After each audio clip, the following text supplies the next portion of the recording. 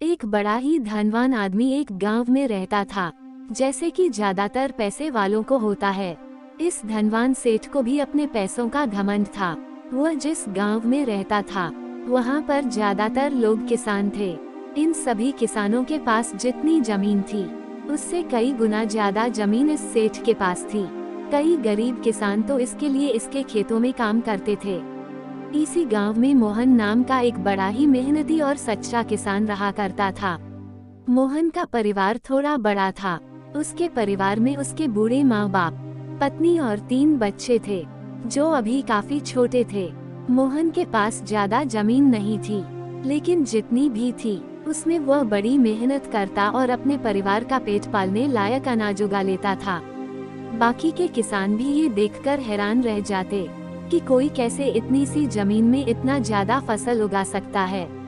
एक वर्ष उस गांव में काफी ज्यादा बारिश हुई, जिसके चलते कई किसानों की फसलें बर्बाद हो गई, जिनमें से एक मोहन भी था।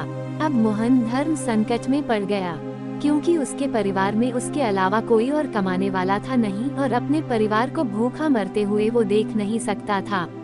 वह जानता था कि इस गांव में अगर कोई उसकी मदद कर सकता है, तो वह वही घमंडी सेठ है, जिसने गांव के कई अन्य गरीब किसानों को या तो कर्जा दिया है, या तो अपने यहाँ काम पर रखा हुआ है। हाथ पर हाथ धरे बैठे रहने के बजाय उसने इस सेठ के पास जाने का फैसला किया और एक दिन उनके पास पहुँच गया।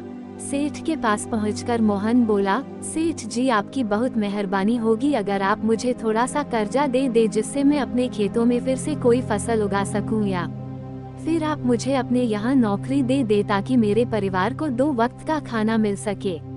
घमंडी सेठ को उसकी इन बातों से कोई मतलब था नहीं, लेकिन गांव के सारे लोगों की तरह वह भी यह जानता था कि मोहन कितना मेहनती है और वह जिस भी खेत में काम करेगा वहां वह 2 गुनी फसल उगा सकता है। सेठ ने सोचा, अगर मैं इसे पैसे उधार देता हूं तो शायद यह इस स्थिति में नहीं है कि मुझे वापस लौटा सके, लेकिन